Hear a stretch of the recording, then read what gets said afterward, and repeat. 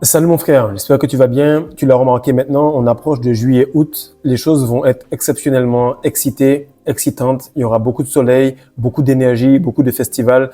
Et toi, tu es en monk mode. Tu es en monk mode, donc tu t'es séparé, tu t'es retranché un peu de la société. Mais lorsque tu remarques que toute cette énergie, toute cette intensité, on a fait en sorte qu'il y ait juillet-août là pour que les gens restent à la maison et qu'ils aient quand même envie de faire du vice. Tu vas comprendre pourquoi il faut que tu puisses être en ghost mode. Ghost mode, c'est le nouveau monk mode. C'est le mode où tu es là, mais tu ne participes pas spécialement. Tu observes sans absorber et tu fais toutes les choses en étant là, en présence, mais sans en avoir les conséquences. Reste avec moi, mon frère, on va en parler de ça en quelques points et tu vas comprendre pourquoi le monk mode peut être transformé en ghost mode et pourquoi tu as tout intérêt à être là sans spécialement y participer. Salut les gars, j'espère que vous allez bien. On va parler aujourd'hui d'un sujet qui est un peu une transition entre le moment où tu te poses avec une meuf et le moment où tu es tout simplement seul.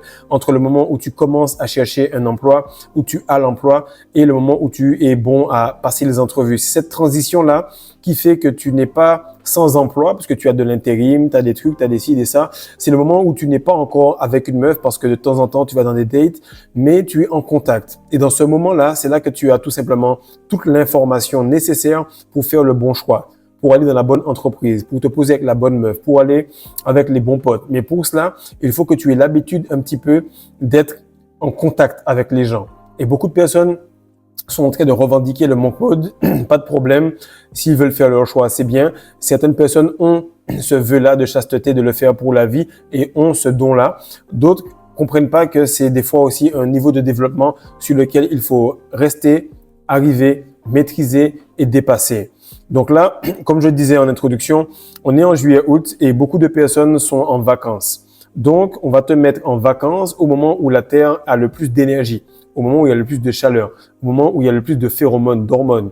Et ça va arriver à un moment où on va te dire que si tu as beaucoup d'énergie et qu'en plus de ça, tu es oisif, automatiquement, l'oisiveté va devenir la mère de tous les vices parce que tu auras envie de faire des bêtises. C'est pour ça que le ghost mode t'aide tout simplement à mieux maîtriser le monk mode et tout simplement réussir à connecter avec les personnes. Donc, tous ceux qui ne comprennent pas quand je dis ghost, ghost c'est un fantôme. Un fantôme, c'est un esprit. Mais toi, tu es déjà un esprit, simplement tu t'es matérialisé via un corps et tu viens auprès des personnes via ce véhicule. Mais lorsque tu es en ghost mode, je vais t'expliquer comment tu l'atteins et comment tu peux profiter beaucoup mieux des choses qui t'entourent dans ce mode-là.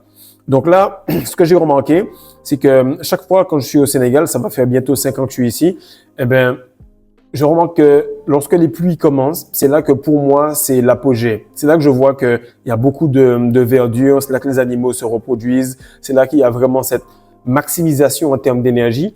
Et de ce fait, c'est là que je travaille de plus en plus dur parce que je vais m'aligner avec l'énergie de l'univers et non avec les calendriers de la matrice. Donc, première chose que tu as remarqué, c'est que se couper du monde complètement, c'est un peu se couper de la réalité. Tu ne sais plus comment t'exprimer correctement, tu ne sais plus comment agir normalement. Tu es dans ta bulle, tu fais ta masterclass, tu fais ton nutrition alpha, tu fais tes trucs, tu sais même plus comment danser, tu ne connais même pas les morceaux, les musiques, etc. C'est bien, c'est beau à un certain moment de s'élever dans la spiritualité, mais rester là-bas tout seul fait que tu n'es pas dans tu ne ressens pas ce côté humain. Tu es un peu déconnecté et c'est très, très grave.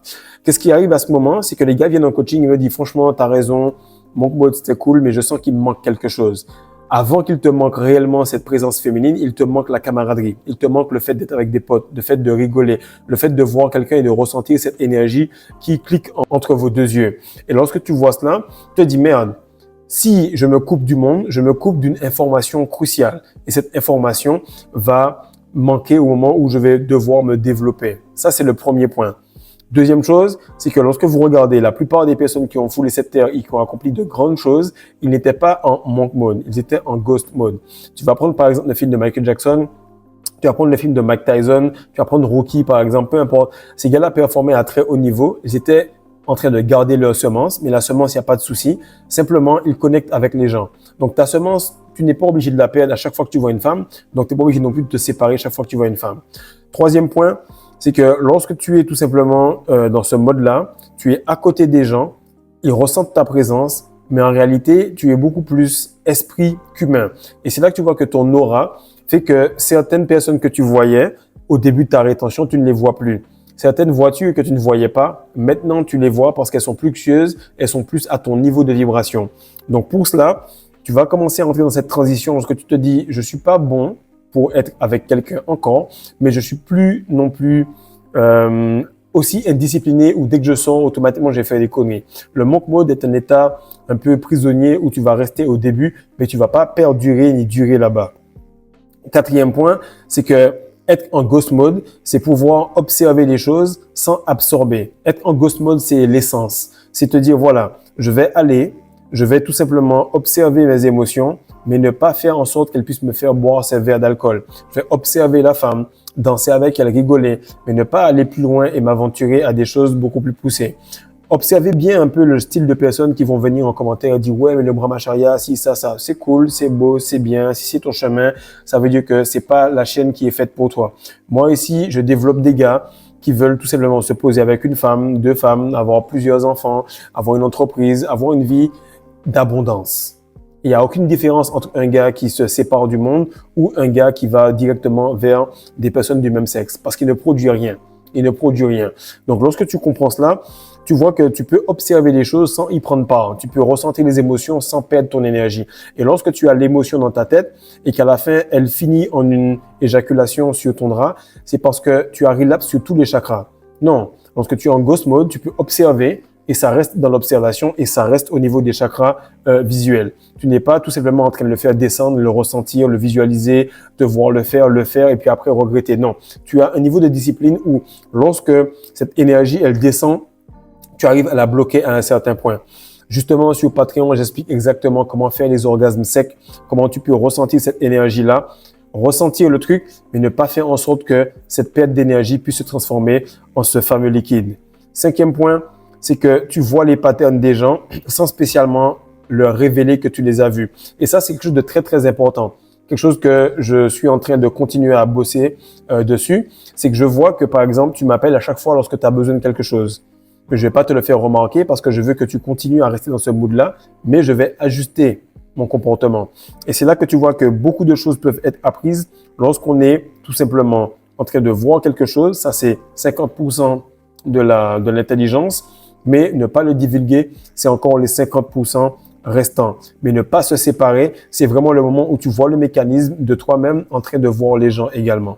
Et ça, c'est cool parce que non seulement tu n'as pas eu l'émotion de le divulguer, tu n'as pas eu l'émotion de te séparer, tu n'as pas eu l'émotion de lui dire et même de t'énerver, mais en plus de ça, tu n'es plus dans l'émotion et tu te vois toi-même observer. C'est un niveau de maîtrise qui est extrême et j'espère qu'avec tout ce que vous avez, les festivals, les coupes du monde, les ci, les ça, vous n'allez pas être cloîtré chez vous parce que tu es là pour expérimenter les choses. Mais expérimenter sans y prendre part, c'est ça le vrai truc.